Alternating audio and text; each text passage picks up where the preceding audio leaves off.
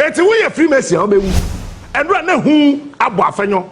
And I'll tell you why who abo Afenyo. Now follow me. This is my chair. Get your chair ready and sit on your chair. Watch me and listen to me. And I'll tell you something this morning. There's a canker. There's a monster. There's something happening in my party, the New Patriotic Party. And listen carefully. I don't care what you think. Honey. Mafia Otemenka. Ayo, honey, metonka. Monsieur Adiebi fi Zimbabwe for say wodofo bi film na say show pa unhye tudum. Oh, okay. Yeah. And ankene esese ka me hye tudum ba man hye tudum. Cause ade na hye me. Me ka Akwatia MP ni wu no. Time na ye wa adom no. Na one amase ena na pray again. Ono akra wa betu me fie ha kesi menim da. Na opese anka be support no na me se da bi me support amase. Me pe hairdresser. No pe hairdresser no. Aha. Me pe hairdresser no. Eti the okacha am the captain why are there pass why you sincere. You've been very honest. So I catch him say, "Won't me for supporting my me support you, I must say." And my car air pain, and let me repeat it. And when a man honest, be pay myself. Now, ben so be pay myself, because who said no? I am for I must say. Yeah. Because that time when I must say be MP no, na ye hairdresser, man me di MP da. But they were hairdresser, no her first lady. Eti, I must say parliament na no call ye no. Nanka anya ye kura na say ye nya nipa bi wo NPP no obo no ho ban. Yeah. Nanka ye de I must say a case study. Sebebia ofiba no. Yes, Ghana the certificate na ya na ye mpenyansa, so no problem. Nanka ye bua amase from where she came from. Now you are building to a certain level, because I am challenging every politician in this country to read about Abraham Lincoln and where he came from. Number two, Ghana has a typical example. Kwaku Bako. Man, if you have Kwaku Bako, only master's degree. So when you be there and say there, I don't know, and I still stand to be corrected to the best of my knowledge. Also, of course, school or treasures are now brothers na felino. Na kwame na to ahoy. They are felino. They are felino. Te onibufu ye. But between me no mienu, nyansa. Kwaku Bako dey communicate. I will radio so the TV so no. Enye nyansa ketwa wo. Mosa. There be who ka Kwasi Pratt. Ah, near Kwasi Pratt. Ona di paper se documents. That's right. Kwaku Bako papa, why minister Kwame Nkrumah ban mu da. Ona mo Bako. Ne ba ene Kwaku Bako. But sir, we share the way Kwaku Bako communicate. And the background of the things, the way he will relax and present whatever. Either say and try and say no. How he will present the issues. Yeah. Wumpo, you will love to sit, listen, or watch Kwaku Bako. Why? Because our bibi wonimua special. How he goes around issues and present. It's a much attention. It's days back. Na Kwaku Bako okasa ewo peace. Days back, na Kwaku Bako kasa ewo joy news file. Days back, me ba me call multimedia. Na me ye adom dwa so nsem na etoda na ma friend no ewo phone so show no so pa de na omma na ebia be ye asempa ekosi sen a na ma friend no na wakasa no or share story na sia or the nam tentenoa when you be ba ho so no be simfimfim na so tisi kwan ne so a na che so we kun kojo to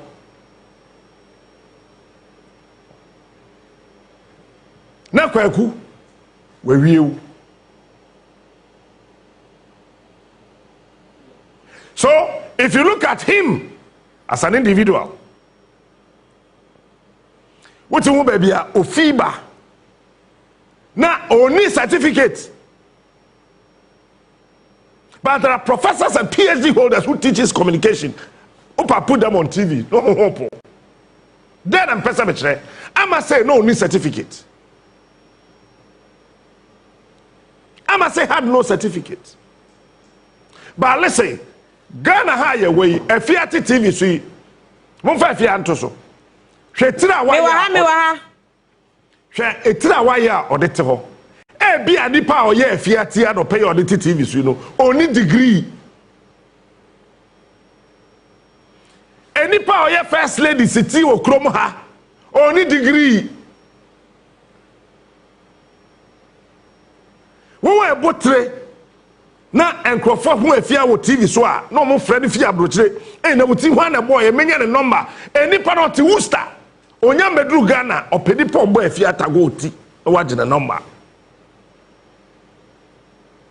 Africa is the only space under the sun where papers are glorified more than wisdom.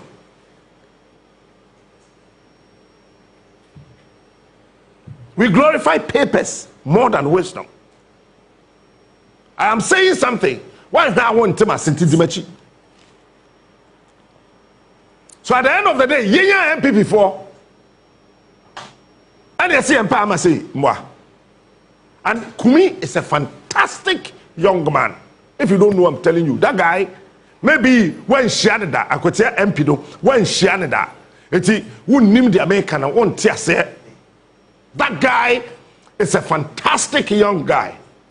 He's one of the guys, what in a kasa, no what tone boas, no what straight to say, na no bon komoboko. He's usually in jackets without tie. Na no bon komo. And Emra Afenyo Markin. Can who asem abrofosi eulogizing. Enes Kubino, I could tell from his eyes, he said, Ehu Abu Afenyo. Afenyo Gusua, all can earnest, and who some our parliament, no. Me who say, Bibi, Ehu no Afenyo. We are Freemason, Ubeu. We are comfort, Ubeu, because Confanoche Kura, Wu. Confanoche Marco, Nefi, William, Eba, Yewu. Now who are we a Freemason? What dress you are now the skirt abo asene? Ubeko. And Freemason no, enya dia bia ehu bia wasase so. Abraham. Father in UK. Father in Europe, father in Australia, father no Australian kan ho, Italy ne kan afo no. Wo mo ye Messi mfo a Messi osidan a no mo kokoye adwuma no free. Enti ye sit down we no makoye adwuma free ye free no makoye adwuma we free ana ma ye be from free mercy enye hwe free mercy na da omo so no wo be ye mercy mfa omo si adan e free e kire no omo de niam afram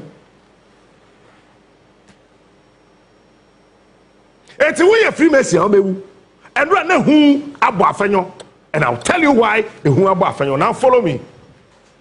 This is my chair. Get your chair ready and sit on your chair. Watch me and listen to me, and I'll tell you something this morning. There's a canker, there's a monster, there's something happening in my party, the New Patriotic Party, and listen carefully. I don't care what you think. I don't care what you want to say, or how you reflect on what I'm going to say, and how you want to put it. That is not my concern. My concern is the monster that has started eating into the fiber of the New Patriotic Party.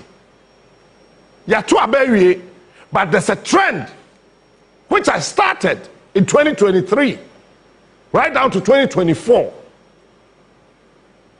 And maybe when it to Abby, we are not a topic, and so I haven't forgotten. And JB is here. And I thank God JB is here. Maybe if you come say 2013, JB if you come say 2022 and 2023. 2023, na JB better me. He said, you can institutional memory and fresh reflections and attentions from the Ashanti regional. He is a professor than me. So if I say something about Ashanti region and the New Patriotic Party, Ashanti region, Eastern region and the New Patriotic Party, Volta region and the New Patriotic Party, Greater Accra Central and Western. That's a correct. Ashanti region there, JB will be able to correct me. Whoever is watching, that you are also listening on radio, I will come say, I will and cry no, so say. Now, who's what to me correct me? I'll come back to that. But let me say this before. And run a mana a ton near my takrade Jubilee bucket of honor. Now, Mbuafuna Mudiatem. Memen can massem. Mubet me debatem 3 million years. I don't care. Munim later, I tell them Mudin family home. Moon quite yammy. A chance answer Hununa. And one say, one Mamka won't say. A pass is my roba on Famo. A taza on Yamasam. As I own him, I won't know him. Our it's a Jubilee Park. Say aeroplane, Requalanda, Otodana, Chima Osiwan, Aba, no, Inframan at Tamzoko, Intins Row. Aba Malazesoye.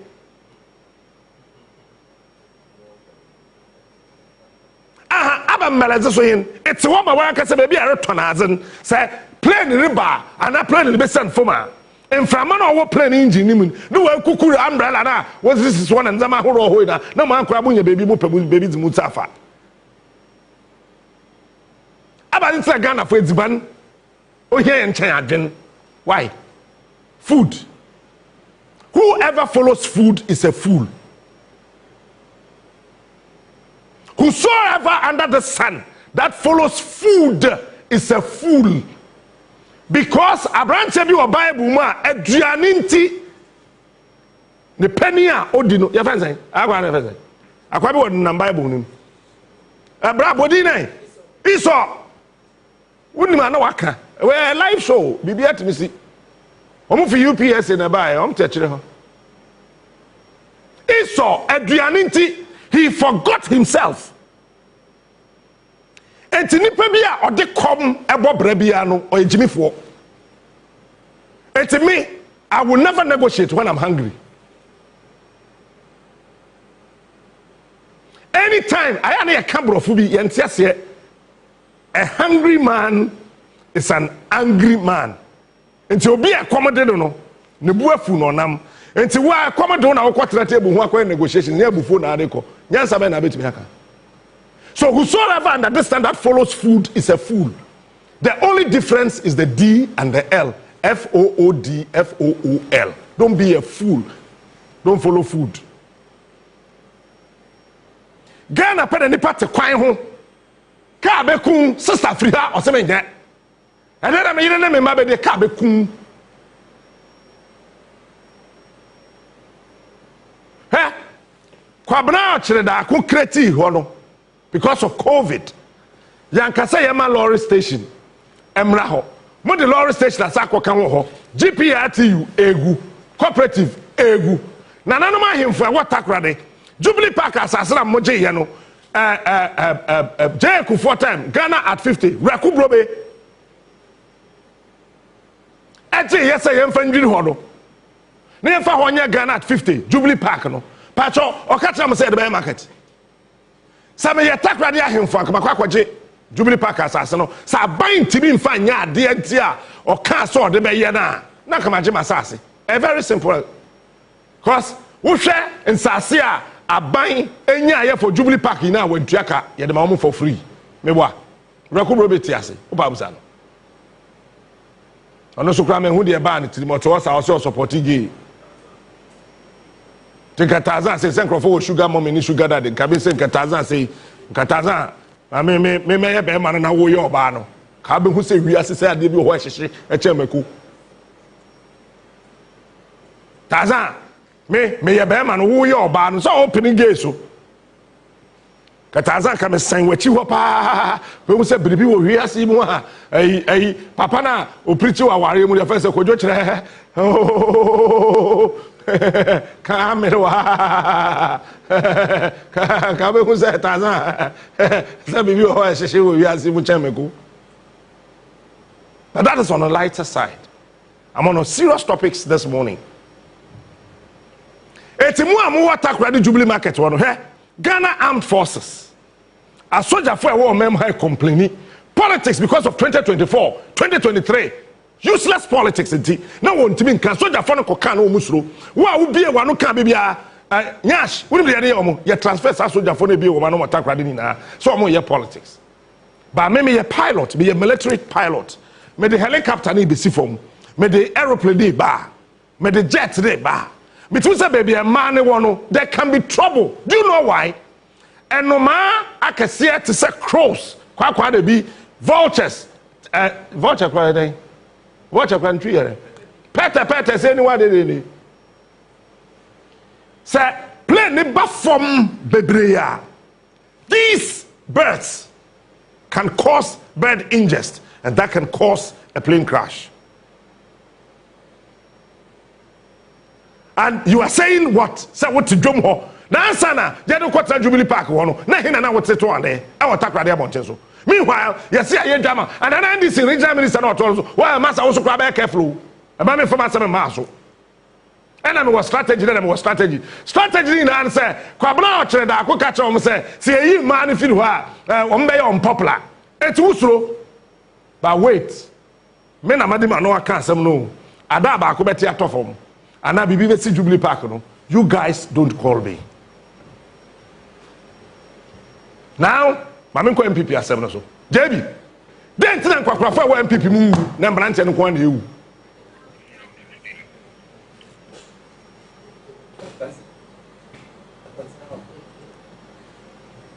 Meme na na kwaku bi chem oya akokora me nkan so onwu. Wo say? Me fia Me kojo. Ah, maji watra ho. Ah, nti meba. Say na de oyam nya oya.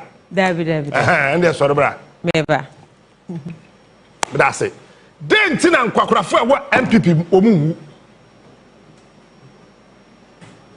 Emranche nko na wo no kum wo mo sa to project.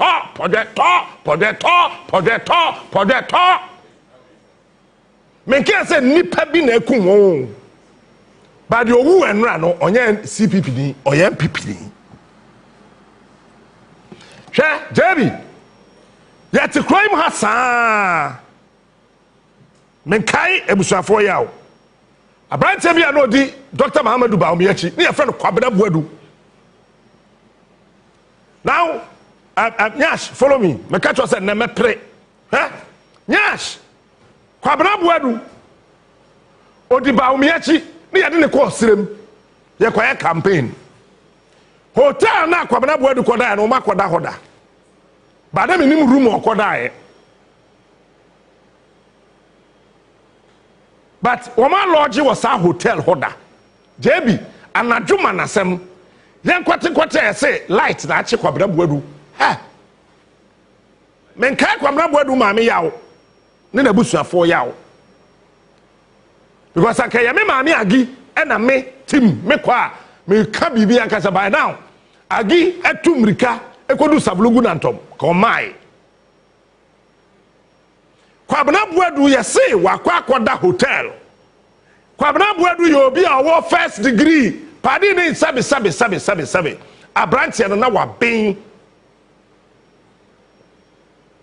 Kwabena Buadu wu ye for a long period of time. Na efia abaya ya NDC deputy national organizer ware na ware no me mpese me ka bibia ka ho efia koto call Maslow call deputy efia koto kept eulogizing this fantastic wonderful young man because nobody understood Kwabena Buadu's death. Adilai telling me if I lie. Look at me here and telling me I lie. Nyash, Padis Nebaya, almost say, or the horse and adrenal light touching. Now, one and what them who say, Quabrabu do the home and adrenal light touching.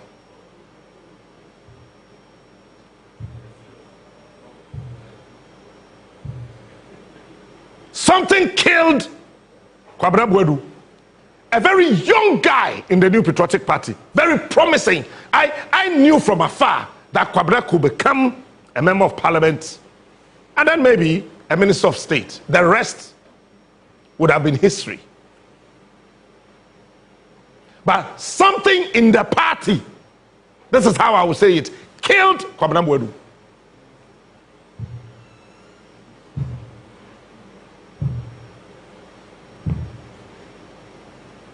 Number 2, Honorable J.B. Dankwa, a sitting member of parliament, a very young member of parliament. I am told he's a civil engineer. I didn't ask him the profession.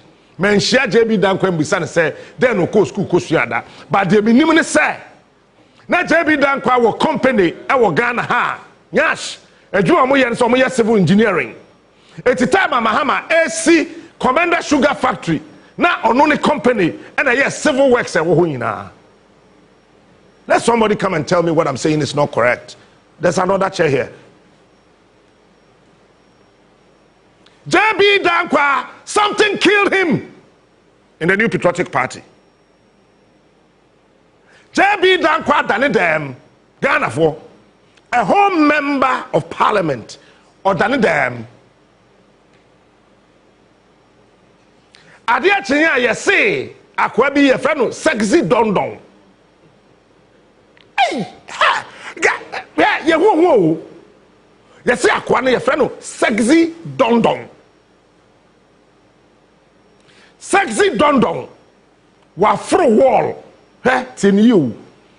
Te sanka wura media general ha. Na sexy dondon ewura gate ni. Na yesi atwede da ne kon ho. Enya me na meka o. Me na me ni ho.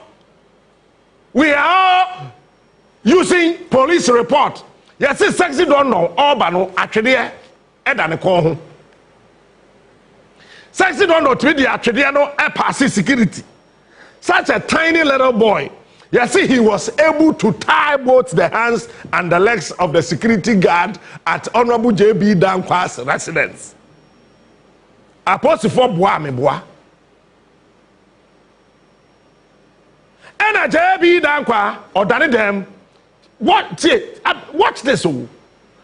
Sometimes I wonder how we think as black people. The way I see dream a thought that between tragedy, me say no. But for na Nyankopon so man ko ten na tie be body patuntum no sa bofo na se ko hwe ne ye bo no sa bofo na Nyankopon so man so on ko te dote me yan fam body patuntum no ho sa bofo nda ye be duru heaven ye mu sa Nyankopon ye mu sa sa bofo no wo ne yan pani ye gua ne pa say akwa na sisi yin because naturally ya Jimmy what can I see? Hey, could you smart and what? Yeah. I mean, Cannibal. You say, hey, and now here be friend. I say, Captain, would the person can see Jimmy Cannibal? I bet you say, Nana, yeah, Jimmy. Me, I'm catching up. Bibi. Now, Akwatia, you say, or the Achidiano, Debbie, or the Atar Dano, no, it's so 1, 2, 3, 4, 5, 6. Now, Quanafro. A dino, no wa bewura window na ye say or the sekan ono ne Honorable J.B. Dankwa e dia prayer enti so nti ye say we kum J.B. Dankwa anamwa anamwa so akunu nanado eni ho hancho NPP mpedifo edi ho hancho e wo krom ha time asasem ni see here. When we come to power, we investigate and raffle whatever still killed the Honorable J.B. Dankwa. J.B. Dankwa is a very promising young man. And then we don't know what I killed the JB Dankwa. Okay. Then I didn't feel watch it. Well, who killed JB Dankwa? Who killed JB Dankwa? I who someone ever kind say, Adentina, JB Dankwa, a subaby and a yereda, na subaby or no soda, Mpacho, Ubifi asem yawasem. Yea, in the baby to come home or Yermonteha. So what are you talking about? Who cried the wire lucky? And if you're back when I'm away the Hana once or daha, I saw for baby will come on Yeremubu or Monsa, a man in the Umukumunche, Meboa. I saw for Cassia, Mempesimabu Biadin. Who wants to catch them? But this was in a private conversation, so I cannot betray them. Because confidence in information giving is key, because that is security. Eti, the coup David Dankwa, Edo Babino, Canada, Japan, TV, so almost everything he knew, all the things, how it was being orchestrated, the manipulations, the orchestrations, and everything. Who invited Canada, Japan to tell us what he knew about what actually killed JB Dankwa?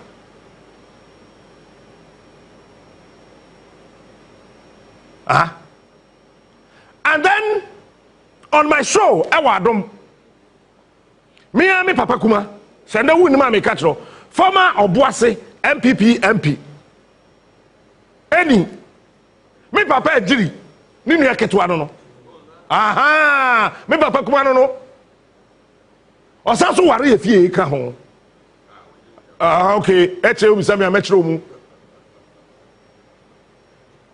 Eti sa wote sa be frɛ Edwadani Papa Kuma bisa no ɔte ase onwui ɔbɛkyerɛ mu. Ɔde video ɛbrɛ me ɛwɔ adom ama yɛ boy sɛ yɛ mbɔ sa video na nka me nka ho asɛm.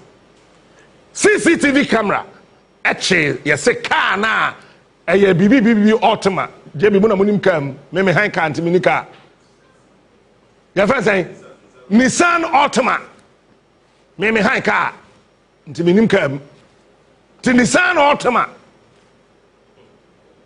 and yɛ se camera no capture no say ɔno na saa car no na kokodi saa wuo no eti ɛyɛ da na sa car no na kodi ewu a car na atwede na so say sexy dondo na ku na sexy dondo so saa car no ɔtima na sɛ ɔntim besi ne NPP bedi mfie nwɔtwe won antimi anhwehwɛ saa de anim ama yɛ ntimi ehu nipa a okun sexy dondo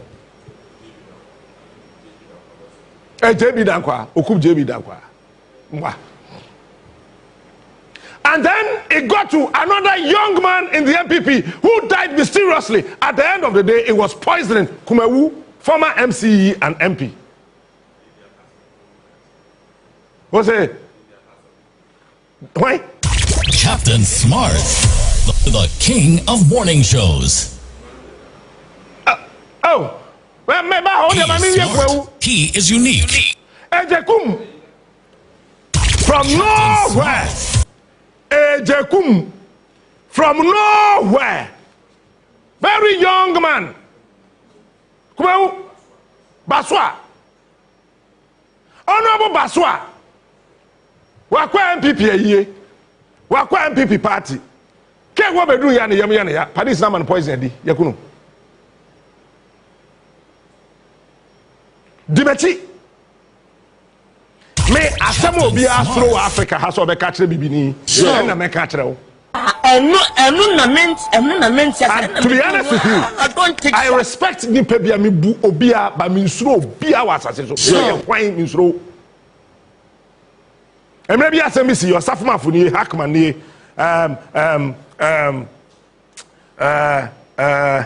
Akwatia tomatoes your friend saying Akwatia tomatoes The king of morning shows.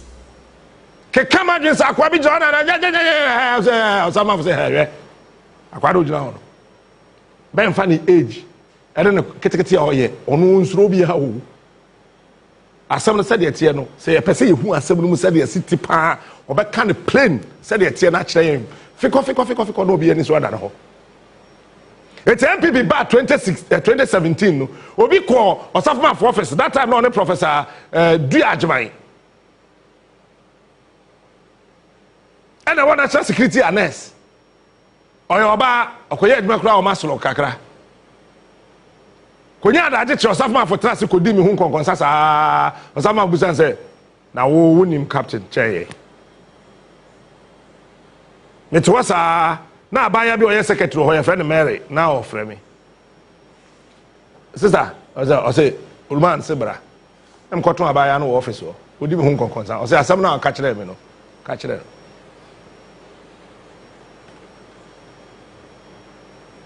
Basua Akwatia NPP party account team. Meyam Basua team because no more pede tunu o mo nyane ntunu. He is smart. He is unique. Ye nyane ntunu o mo nyane ntunu se den e wo party team de kum Basua. Another young man who died. I'm not saying that people cannot die natural death. But some of the death that happens in the New Patriotic Party sometimes is something. It's something. Some of the one is something. Any serious nation will never take such death for granted. We got to investigate it. Then it comes to Boache Jako. Emmanuel Jako. Nini Penny Boache Jako. Jeko for time. Only Yadene call Food and Drugs Authority. And I remember those days when I was moving up and down from Kumasi in Samsambini, maybe we're just, going up and down with him. Just to make sure that maybe a Kosono. Now follow me. What killed Boache Jako? What killed him? What killed him? Emmanuel Boache Jako. What killed him? He was also a very young man. Yes, Crawford say. Emmanuel Jakunya president of Ubedi. Na no aye den do. Or ye Kufuor boy. Cut team no so call. Ni akunu. That time he died, all the old men in the party were alive. The orchestrators, the manipulators, they were all alive. Follow me. Captain And what brought the camels back was the death of Honorable John Kuma. Dabi, mamin ko ba umi ansa. Ba umi ya ma poezi. Who called that London Guys Hospital? Dr. Sinkacho said then I don't take far. Asemsia, yes, pa dance here. Me ma dance ni mi abruti. Ma dance ni yes Samaria ba wo. And Dr. Mamadou ba umia. They are my two witnesses. He is smart. He is unique. He is the best. Captain Smart. Samira, you are my witness. Baumia, you are my witness. Eba ne say, ena Mamadou Baumia, Baumia na we e da ne catch us Baumia nso no we ya pro. Baumia ne nso no. Na de no we. Baumia o yenya stroke. Vice President, obi okoba say ya. Padi se dia kan kakra. Na de no we si ne ho abufu. Yaba ne gari adi. Sika gari. Na de no we si ne. Akwa de yam te chemicals wo. Baumia. Eti Baumia kwada Guys Hospital. Na yire Samira Baumia e katre Baumia bodyguard ne say do not allow any party member to come visit my husband. Samira Adilai, look me here. Make up and tell me that I am lying. Convoy. Make up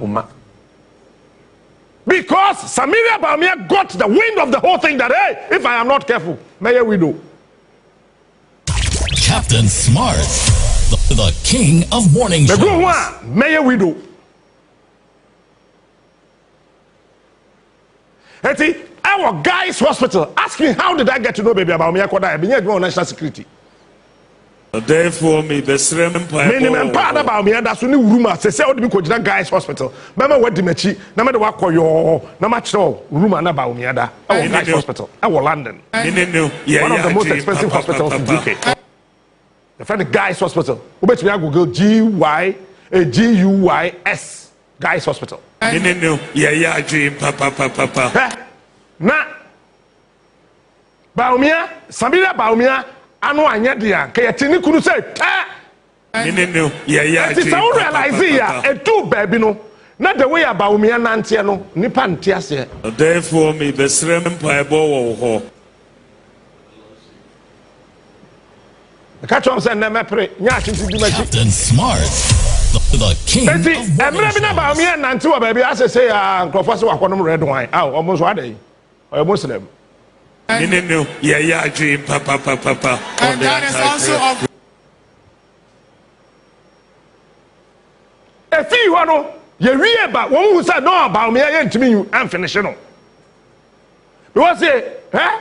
Me, and tough one, oh, wouldn't put me by half as how. Yeah, come for a year in that show. A year in that show, and tough one before no, you come by half as how.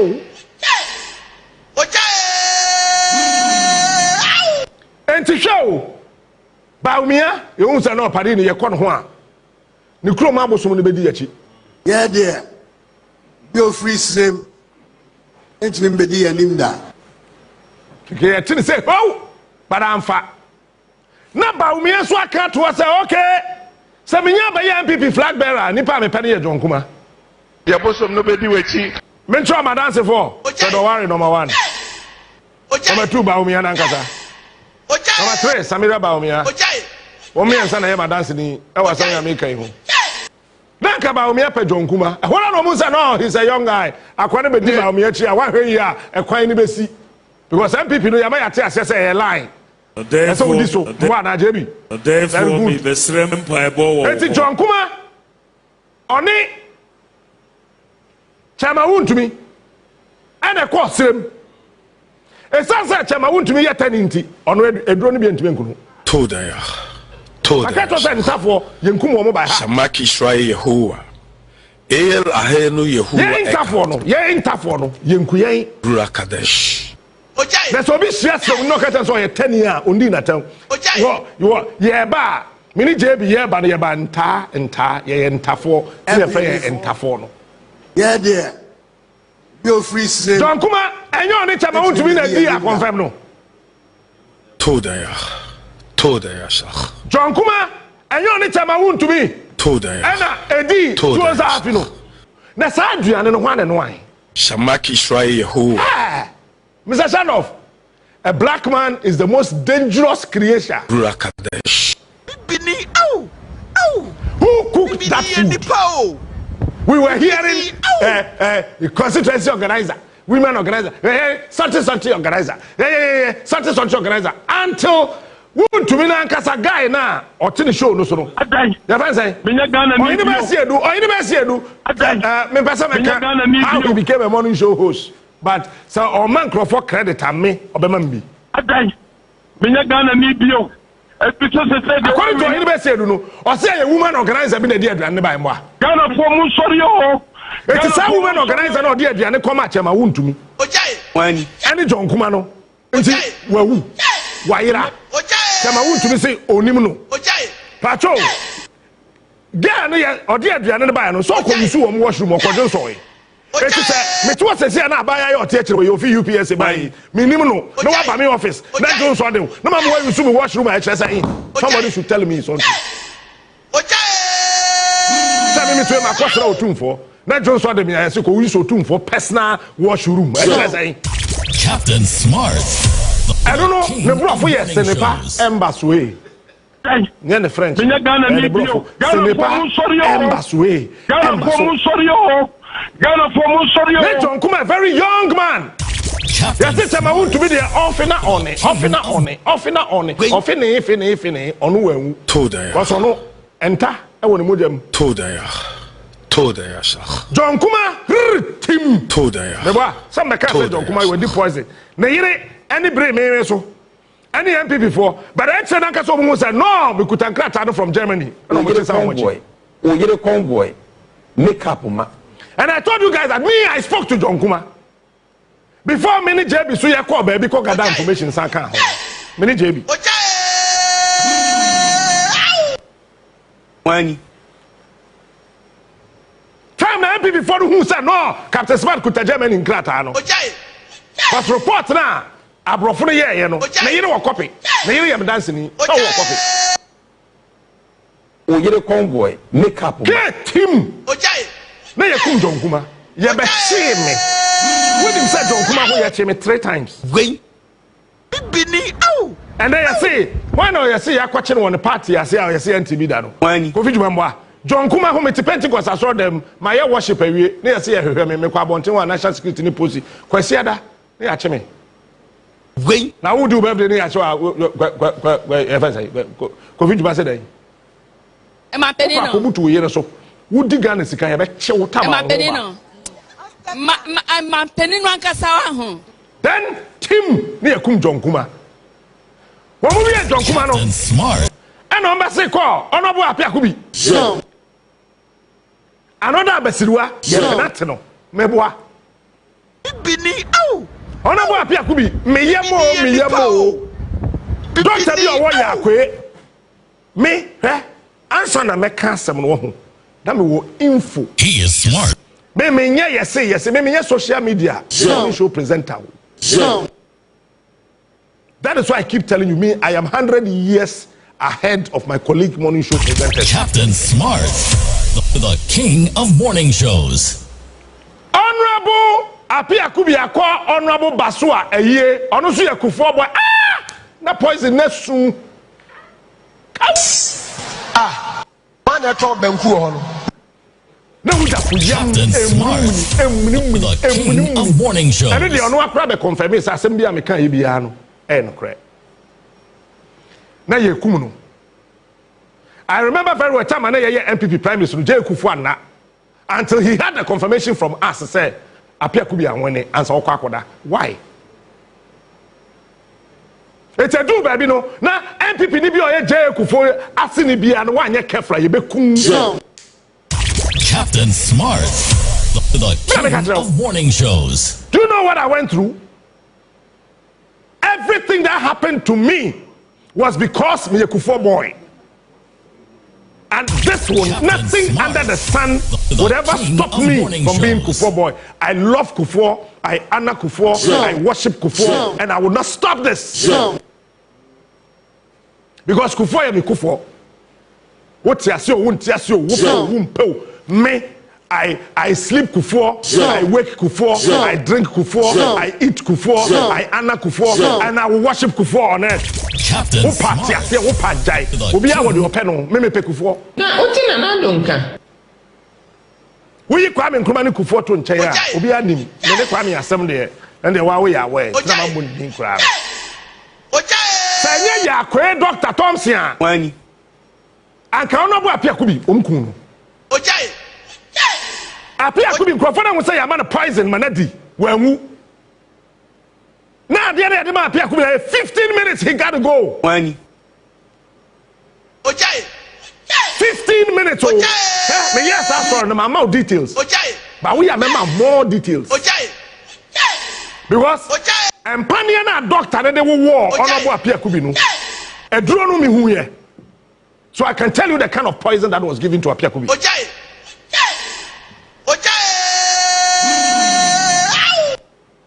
A drone doctor the war Honorable Apiakubi I saw the empty containers. So I can tell you the kind of poison that was given to Honorable Apiakubi. Apiakubi tiase onwui onene na yere ene Dr. Thompson wo yama dance for. Opa abusa wo. Abraham. When who said 15 minutes na twam. Uja fu nwui. During 2024, I gave you education on poisoning.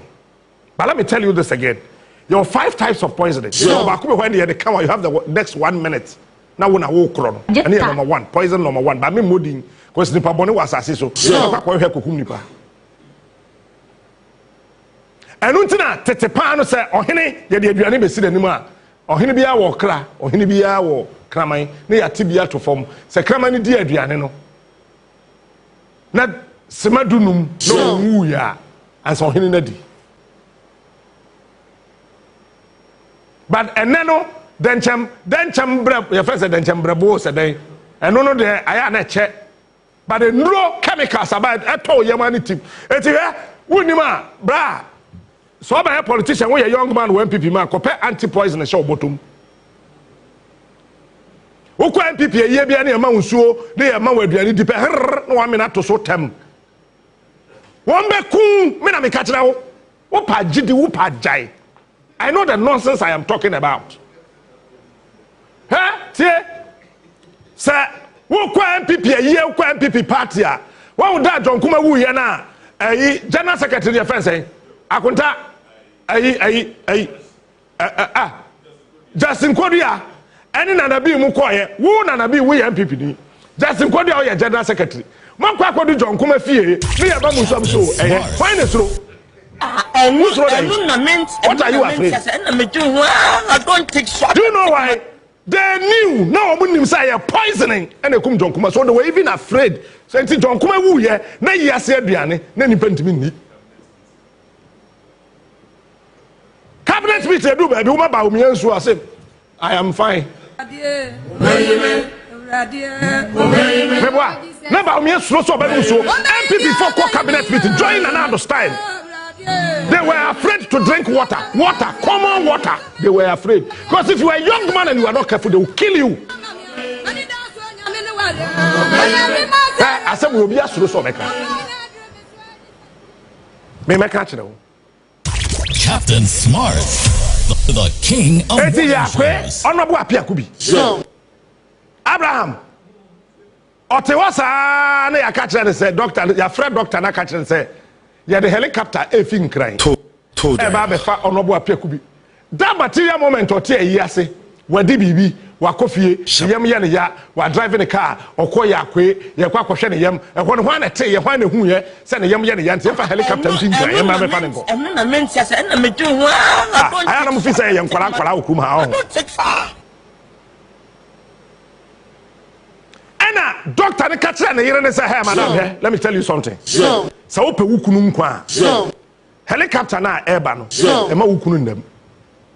When I signs and Timsons. Captain Smart. Apiakubi as you all morning shows. The Minsha Apiakubi. Mammy Grand didn't say, Rafi. Honorable Apiakubi, ma, Yaminshao. Say, no, Capapan will say Tim may you see the call. And no Bob was swap, figure him. So come on. More the helicopter before me on the helicopter. Yeah, back, you say, I didn't have a Kumase. Yeah, Papa Jay, 12 Kumase, and I see Yakwe, I before no Piakubi, and therefore what the Naban cry. Or say, Mufabo helicopter uncle. Say, yeah, Piakubi, yeah, can you Kuma Piakubi? Captain Smart. Why is it that all the young guys in NPP are dying and the old ones are still alive? Men can't say Yamin Ma will be continue. You have been an Equacubicham and Quadabe when a bush on Mau were do 105 or to her. Men can't say Yamia moving quantity, Yamima will be quantity, but would be aware of Bible and Petuo, a year day and Quadan in the Ah, Captain Smart, the king of morning shows. Ah. That's how the video is unique. He is the best. Captain Smart is the king. Helicopter no one throw. And an yere no arrange car. Our friend ambulance. Say funny kunum rankai. Say nye doctor na ka anobo Apiakubi ye kunu say te. And then one cry adaje kum. Wo mu wie baso say team. Say baso ye kufuo boy. And on bad age kum so say adaje kum so ye kumawu no ye DC mwa. Kumawu DC so ye kufuo boy. Ah no so kai team. Captain Smart, the king of morning shows. Adaje kum no obodo do sa poja prom. Ding ding. I don't take shot. Adaje kum. You didn't want grow Chrome has I didn't feel hospital, we call hospital. And if you hospital had the hospital, you did free at the Quaha, you did free at the Quaha, you did free at the Quaha, okay. So I said there, are there, baby, I did it to say John Kuma, Germany, John Kuma, or Sako, India. Captain John Kuma, who run the Yamina, the king of morning shows. So that kind of crown country. de ye horo ne yam nyina ye twini moja gunche de moja foforo ma enso me nua no wanya nkwa bisane yire senti onim se nkunu poison no di ye bisane yire aya mo men ka no kura wo kurum ha na eno na ye problem se Ghana adaje kum Abraham okowu Canada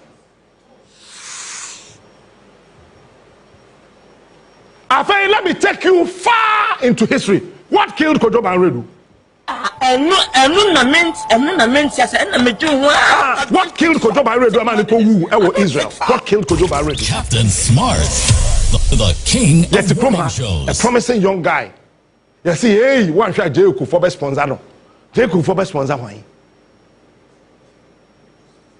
Kojo Banredu on Yare. Kojo Banredu call office na wacha mene kokoso hini ya so ade ba kwa na won se na ke won se chi eden and o ye den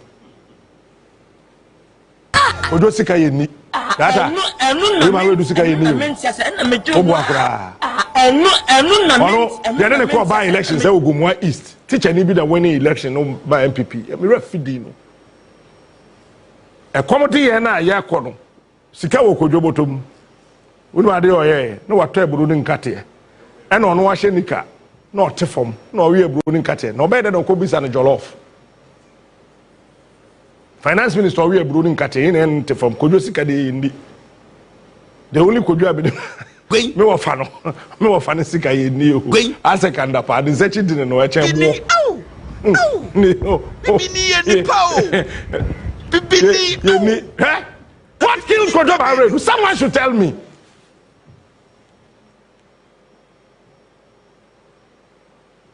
Huh? Yay, me. Kwame Sefakan. Me, Kwame Sefakan. Honorable Odum, former Deputy Minister of Health. Honorable Courage Koshiga, the then Minister of Health. Plus other journalists. Me refer you mo dey bin fita krade ne ade ba e na ye call Israel, ye call Dimona. Kono nam ho ne ade call regenerative health then and ye ba e. Look me in the eye and tell me what killed Kojo Banredu. Kojo Banredu called Israel. The autopsy report so be who be that. But I Smart, the king of morning shows. Me near be the see no wo. Ada ponche ni be wu no. Ni be hu ne tente. Me di president in the case be see 1996. Ni papa not ya se me ya che no. What killed Kojo Banredu? A very young, promising man. And a promising young man. Hey, Tim! Near Kum Kojo Banredu. Ghana haye Bobra the Kuno. Before Kojo Banredu, me mame Hawa Yakubu. What killed her? Someone should tell me what killed Hawa Yakubu. Eti yadi Hawa Yakubu called Chrome Debbie. And yes, I was there. Nana busa for so mama party for no kwai mahawa Yakubu ku efunu ho me bo ana mpacho be before mo kan kure if I'm lying you didn't go see park so ni fie wo mo busa fie ni e na park no so ni mpacho me bo ana Hawa Yakubu, a very promising young lady edu ba bia na NPP pressure bam ye pesika ya ade ayenya ogede e na kofa sewing machines eba ye me ye chicheye batom bwana Rollins tata ba mi sa wanya no obi a wetumi anwoni election Rollins it me my turn verdict no that time am video no me ba ready I will bwana akache MPC ni yesu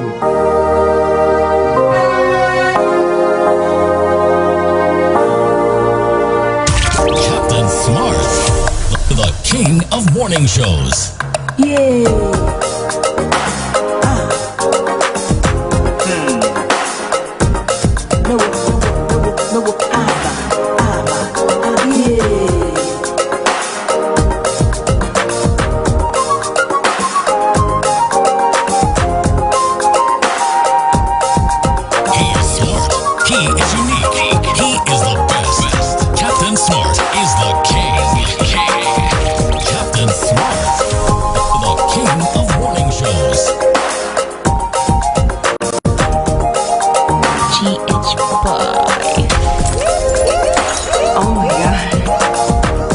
Ebo mami, I walk by Tampa, enti mami and Dakantia, ye king. Babe, them refer you, ye dear yam, no papa, mount you. Mami, we say I walk by Tampa, enti mami and Dakantia, ye king. Babe, them refer you, ye dear yam, no papa, mount you. Yeah.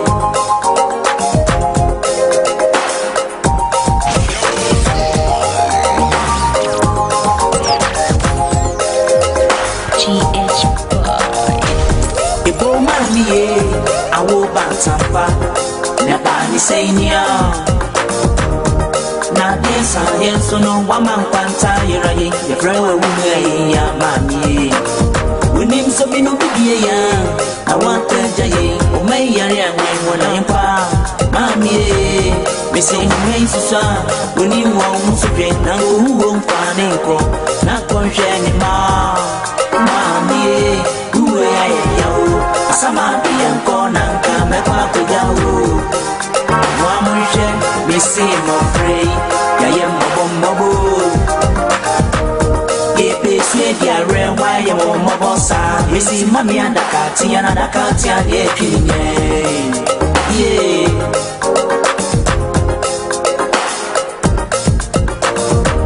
Ene diye tije dumti no kraman kope baby na wai Asunu pia dumaki And now, priority anyway. I put to be brave, but if you can dance, so I'm here. Something you could be I am was a walk I am pam.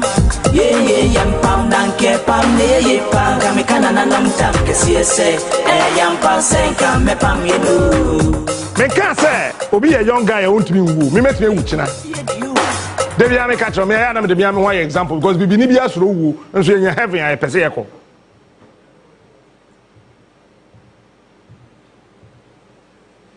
How are Yakubu? Also said Tim Bessin there. Besides said then to the polling station now. And how are Yakubu? Omabu Shafian in pair. Huh? From that time, Bessin there. Polling station now NPP to be winning.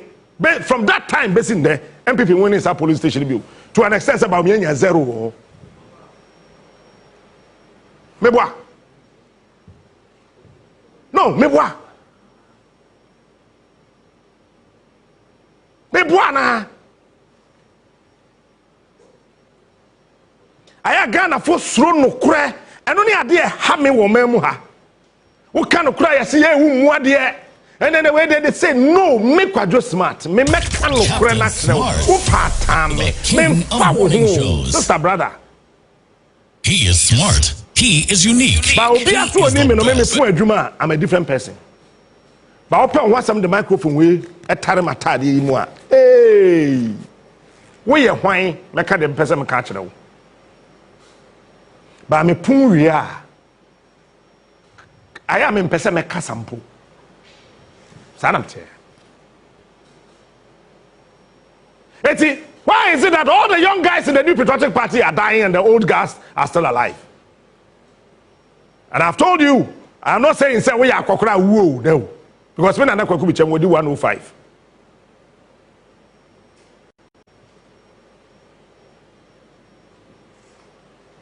But Bibi Kwaso party in a NPP party. We a young guy, I careful. That's a sample video no to no more. We a young guy, we a young lady, and we NPP man. I am telling you today. You don't know what I know. Upa fa, upa jai. You're careful. Now come a try and ra topic. So baba me way. Down because any pan kwa hunya. Wo grow ke to be parties in the beku. Me na me catch now. Ah? Captain Smart. The king of morning shows. MPs no mujenja huno we young guys. Asama make an what is happening in our party shows. And let's me team on Ekorono. team. Obi Bakaso, and the CDBC, I happy, and the CDBC, I CDBC, I attacking here. Huh? Captain Smart. Shabra Branty, you bray. And they die one more in the minority in the year. Ah, a do baby, almost a son at Tedia, Yamma Quine. Look at me. Come 6 look at me. Canada, Japan. Canada, Japan. Besides, sir, or what can show down the way, you know. Then and now of him. I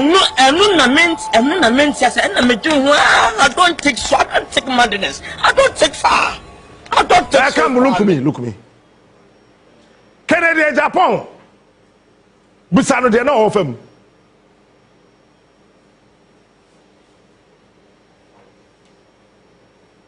And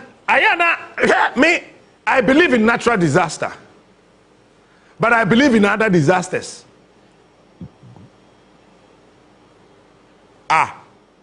Papa bi wo ho ba bia ye kwayi ntimi me hwefunu bisa me fie me so de nyame de che me no wu na mbe hwe funu a se wa wu afan ba se bibi foforo na e de wo koya Abraham me wan sa tie simi so Mecca. Until from that time me ne me maame de me kwa yie me kwa say yie no ya maame hwefunu bi mu ma say yie tre nkrofo yie ma say tre nti me maame se me ne me maame kwa yie a wo ye agiden ofunu no nkohwe nti o maame nso me kobi nti me hwefunu se one na wu ya fine Abraham se nya wo na wu ya wo boa e be tie se me so sesi a nti me hwefunu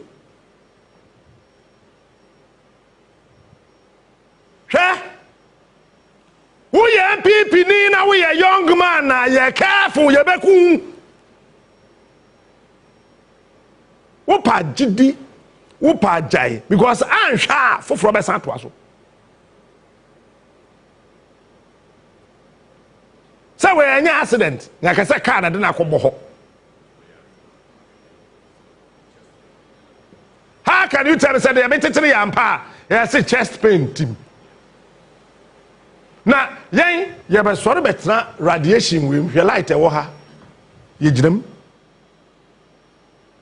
jebi ba ye fin kumase ba na onye kese se na fu adoa enye se ye jebi di ye o da bi e radiation ye wi ana director mo dada ye Antaru be that say, oh, when you look at the algorithm and the multiplicative calculations of the lights around here, the radiation is that how come say it is negligible, it is not harmful. Anamwa na Antaru akasabro funegu so and so ye kodu fie na ye da ye yete wo ye video say ye presenters ono baby o the light then kano. So I realize that I see a lot of TV presenters. Captain Smart. Almost too many. The morning show. Me ba foforo no. Na me ye TV da wo. Light is many gone. Ti dem de bia na ma share ai mo kan say mo share kan dark. Na won ti ase de nti ana me share. Kan e ha me nko ahwe one person. 1 2 ma me kan free say 1 2 3 4 5 6 7 8 9 10 11 12. I don't know ha say gwan 13, 14, 15, 16, 17, 18, 19, 20, 21, 22, 23, 24, 25, 26, 27, 28, 29, 30, 31! Ada ya dada me yes we kwasi me kira. Me kwan kan ya 31. AM 30, 31, 32, 33, 4 AM. Me kwan kan ya 31. Ebi kwa wo ma ya so yo. The ya so no cry do say. Bako 1 2 3 4 we kwa dey adan nani akohwe say 5 6 7 ebi wa him 8 adan kwa time dey so me kwa no light no no ya so we na ebu so say dey be ya obetimi ahwe me wo fie unim chest pain na ya e ko 31 32 eh Unim radiation do ekɔ emu. Eto da we share presenter bi an nani abre nya hwe afa da radiation ne kɔ. Ye tu ko du fie ne ya woro ye ho ne ya da tiles so saa. Wo wrong ho nyina doctors na say wo duru fie aworo wo ntare nyina men shed dross. Na papa penny to 45-year-old boy JB say 30 say. Na then two say that so. Na wo the tiles so saa. You know I can't ask why you say. I can't ask you know why you say. You know why you say. Cause I didn't cut the air, you know. I did ye and put the air, you know. A pedia 21, 32, 33, we are still alive. Wait. Okay. I am because something must kill a man. I know, I agree. And every man must die because of something. But what would be what me and as me can't be as so ibubusheni come back with him. Me catch your plane. Once a Bible in some for Abraham. When you said do baby Samuel echo consult him. Wa. Emo ye den ye tre ne ma na wo gusu a wo yen nyankoma de no. Wo wa ewu dadada epie. Wo me ka den. In the Proverbs and Makobi Isaiah. One back card, eh? Refi quotation, but our Bible in the me. Oh, who be or what? A semi fear me yet. But be also so I may make call him.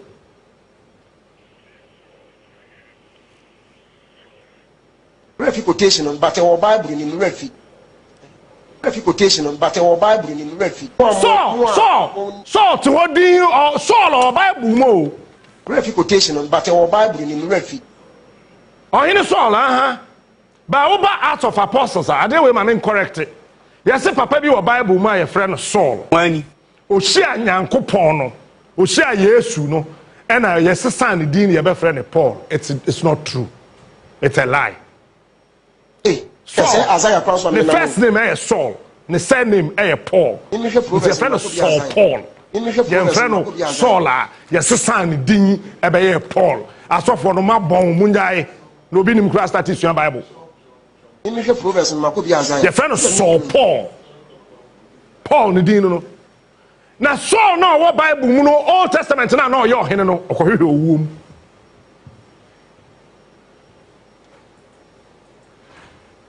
I be before penny for that so we hear don't come word more mus poison and Captain Smart and can I am pani jam. God have mercy upon us. And here you do baby oh. On mine e be before shut down compared second and kumuni papa basa to say the cost of America the other part of the world. E be before you to aduro. Wait. Me masophobia and vampire bond that down. Now we grow one kwasia bi bekum. Mini aja graja or say oh ma obi nkotoko sua 1 cedi. Once before you 3 module, Winim if for your kwuni. When what do you mean? Be careful. If or bibini Apple 2 cedis inti oyi adamai on your walk or die. Apple 2 cedis. Apple. Abraham Apple. That Apple no boy say. It says if into me Apple, Misro. What do you mean? Yeah, dear, you're careful. I'm 3 more. They say Apple here 3 cedis 50 pesos. If otrisha nyame o sanfiko will be ponoso. E betwa mu won kran. It is voter region. Na ni ba no so no wakohia Adam. Ewo Togo border no so. Na Apple 3 cedis 50 pesos. Apple nti oyi adamai ama wowo ene ne dai meboa eti ye before you to adro what do you mean yeah dear you're careful I'm 3 more than pa and before you to adro you to adro Fox FM me data me kwaduma akonya ni si Fox FM say ya me ko do na powder go so gwen wa bra cleaners akọ cleaning jo ba kan news atraso kan news na wie gwen edumi ko am so agiba ko do me ko tra ko nyosa that time ko ya ko tuntum powder go so fine and am ko abonte na ko bisa ni plan o cleaning and say ha one cleaning also Captain, my clean is where na powder na eguso and also powder bi eguso be se ne enkole enkohe o ma ya powder eguso unu ma dey am here Abraham am tell you akonwa ne say studio wa am dwunso gu akonwa na say na me say powder eguso be bia fi ba ye no me mini power ba de me na kire me na me ye no tinte so mi ense gu ase na me say me so akọ ene ne obi anim de asie me nka ho hwe actually, be careful. I'm too more than before you to a draw. Only me, yeah, dear. Now, what to what? Don't look at this hand. Yeah, don't look at this face. Don't let this face deceive you. I am a fan that I'll say, oh, we are in a modern world. Yeah, technology or better wisdom. Before technology, wisdom. Macho. Obeto ahwodin Samson wankwa gym wo baby anda wankwa gym wo okorukrum Samson wankwa gym awo takrade Samson wankwa gym wo baby abada Samson ho ode macho ebeto ahwodin technology ebeto wisdom only me ya dia Yesu kura no time na konta don't Lazarus who ye friend no wanko ntenye ye bia na yeko Yesu Lazarus who ye Bible say na down for palm me boa ye frɛ Yesu okoe wanko aya Bible me mfa sunsum nko ankan etoda fa honam kakra kom de ntina madam for pa me nka se jebi wu na metiwe na jebi ewu na ye say ya frɛ Captain Smart say jebi ewu na brayi a jebi wu da ho manko jebi na wotwe manko jebi yededa no yesie no manko ye yie no manko jebi na se manko madam for be ne me what kind of friend am I to jebi enye ye kura nyina na yeko Yesu na dam for pa na konta Captain Smart, the king of morning shows. Let me do a year see am was time di chia eno na me chia ho na nkrofo sere me do a year see a me nchia won sem pa de ne pa pen a year see me ba beto me ntan wo sister me nchia nsem because e bia wo no hwe ni wo ho ba ye tiri di asoma ho na ye afa ho hey ye blacks we are not white into technology e beto your wisdom if you concentrate on technology and you leave wisdom you will lose your kingdom. If you concentrate on technology and you neglect wisdom, you will lose your kingdom. Captain Smart, the king of morning shows. What do you know? Now you say technology. Look, I can decide, say, me use mobile phone. My former boss, Kwesichum, or use mobile phone.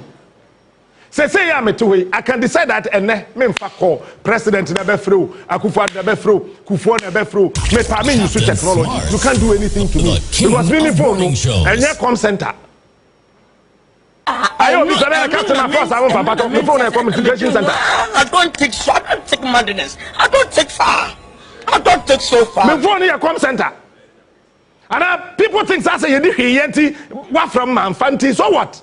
It's not a government minister, minister, my friend. Hey, bra. Time no one minister, that pressure minister. But since a document good anymore, all kind of sign, you have no idea. And as late as 11 p.m. Na Kofi Amabo at your office or yeduba. As late as 11 p.m. Now Greek minister Rikopoku or that office or yeduba. He is smart. That's what we do. Now, Brenna, friend, now I'm passing me for honorable wafa. Sometimes because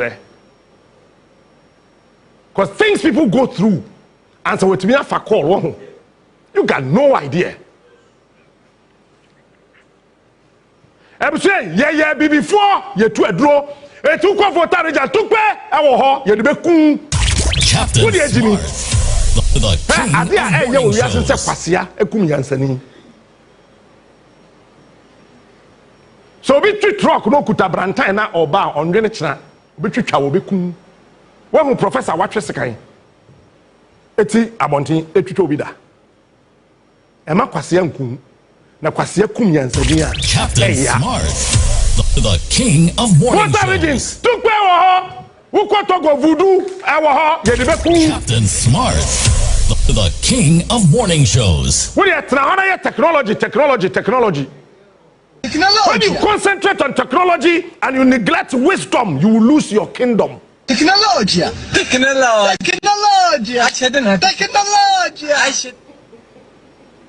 People don't want to listen to wisdom. They want to follow technology. Morning shows. Huh? Say the pakuno boa me boa. You see, Abraham episode not America. Na ne maami nua pani Abraham o se ne maami nua no oba aga na obechiche sika no o ma ne maami ntema miensa na o ma maami ne ntema ba ko no sika o na e ka so boa mboa o se o da sa na o so da na ohun ne maami nua pani no wo ne da yi enu na ment se ne maami enua keto ka chense sa ene yeso wa wa broni ba o wo sika nti wo de ntema any sika bae no o ma maame ntema me na o maame ba ko o kote no awala o kote no o menkun papa na kan o se dan no o twa so wala nyakate idi do obi mo lo mo sika o twa yenyo po technology no manyenyo ma awala we nyakate idi do obroyin mo wo obroyin no society cause mo idi sika de ba Ghana awolo owo tiwe mu ama o ma me tame ba asa eni mam kote o twa wo kote ne me kun gwen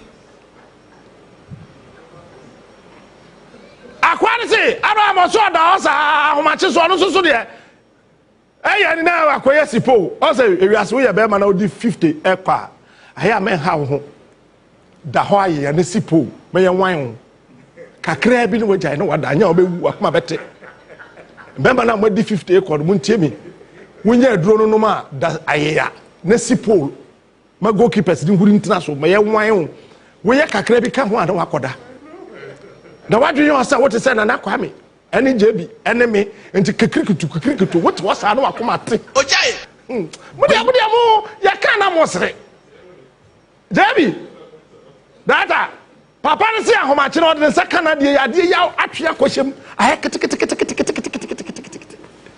Ade yi be sorry 1 week. Be sorry 2 weeks. Sorry 1 month. Akwayi kwa 1 year. Kwa don't say, oh sorry bro, they say, if you cannot do it, I cannot live with you. You gotta do it more. You gotta do it every day. I want to see your black power, man. You gotta do it. You ain't doing anything. You ain't doing anything. Akwana wari egu. Na wari egu. Onu ane kwadi adansi o ti so boa me boa e wo Hebron je bi woni Hebron elda Hebron elda donko me elda donko twa kwam kire ma me nam ko ye na kwa nso be di adansi ana elda donko se je bi bra me yesa de elda donko ye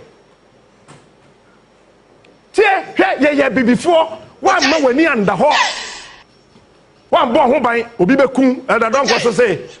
Now, microphone. Thank you, Lord Jesus. Yeah. Fantini, I can't do so. You go money and never me woo. All I had, Mala, Madawan, and Adrena, Mohan and Mammy, we pay me them. No, all.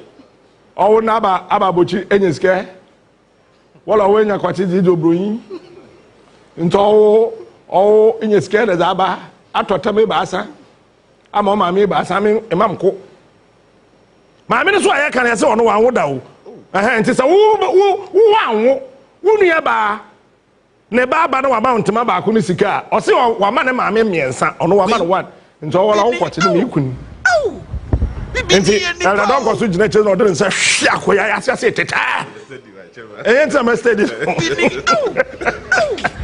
bibini ye ni pa o odi da wasa ana eja e be ndai ya hwe ya na say ade che ya akoya tonwom wo Hebron ho na ni ji aje ade ya kwakudo nsuru na sore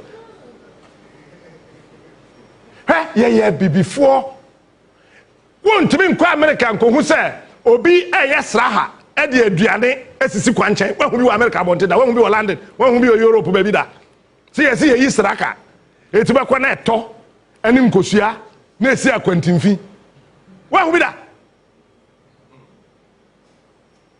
ye kro mbom watachi bai ye kwa gom wada bisu ye tra nsuo bi do ha ye fra na oraba ye tra oraba ye kwame ne wo fa baba on ni dipa de fra de aboyi ye ne baba ene ya omum ene mpanifo kakra ye du Akwatia woni fa ho ye ya nante abre kom de me ye bi ye duru ha ye se obi yisra ha eto ne nkosu am sike wo o bi se ko di abewo bi se mi medi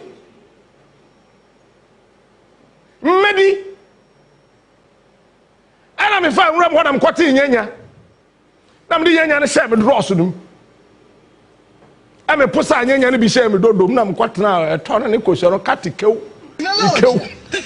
say na ya mobile phone wo hwe anka etwa me to social media atikew me di ye jebi eni bia mbe ne ye no nyame ne di me ho afofi eni yenya kam koy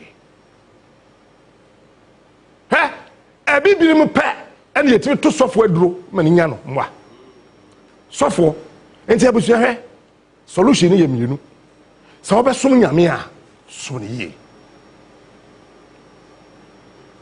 sa obebo Yesu din obesom nyame a som ne ye sa obesom ahanso a ehonso yukoriye ba nyese wo dilute na ebe hadwen.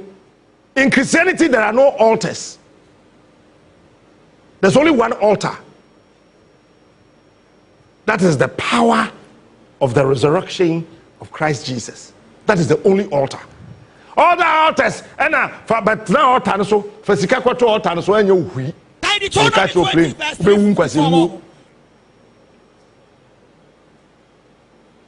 Finally,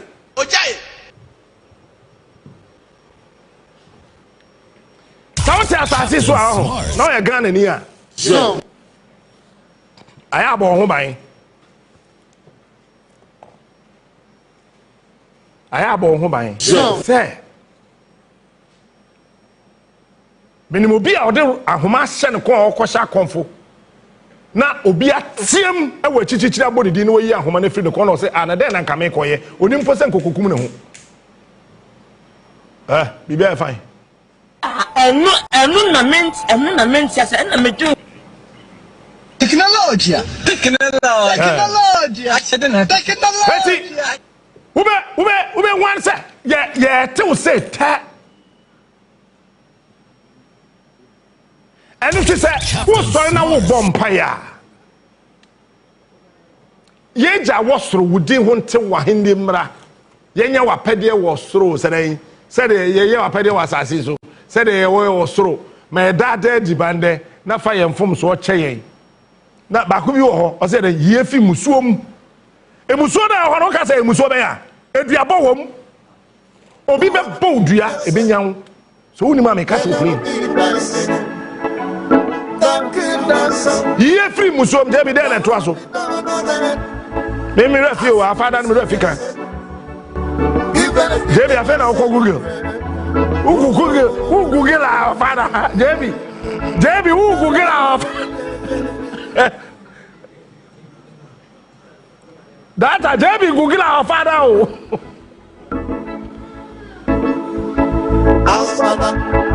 ye free musuom wahini emra baby anyame ahini ewono de de na wo ho. Now one day with the bibi abeto nchen and I will talk to you about the kingdom of God. Eti enaya me no kase no sister ye fi musuo mu na ewo ye ja wosoro no our father na ye born sa small prayer no ho the most powerful prayer ever. I say I find it serious. Yen fi musuo mu say ya me meti hey obi ti ba bi o bisa so fa Ajagwaja oba bia fama nko so onye meduro na me wa no na me say Ajagwaja ka janse na wo akwa we oto ye na duro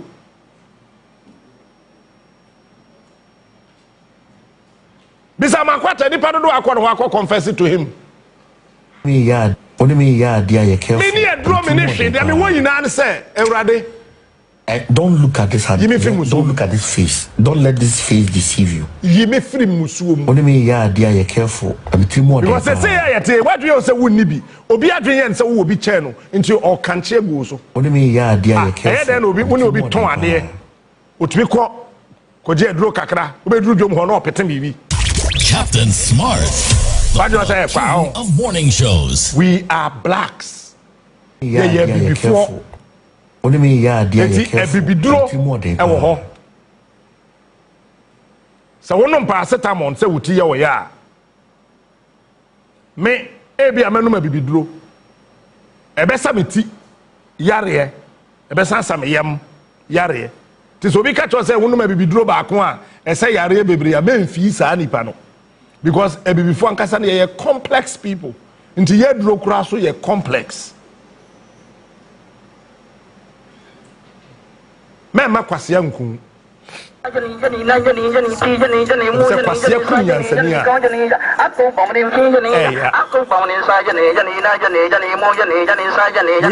in technology. It's fine. But listen to me once again. Captain Smart. If you follow technology and you neglect wisdom,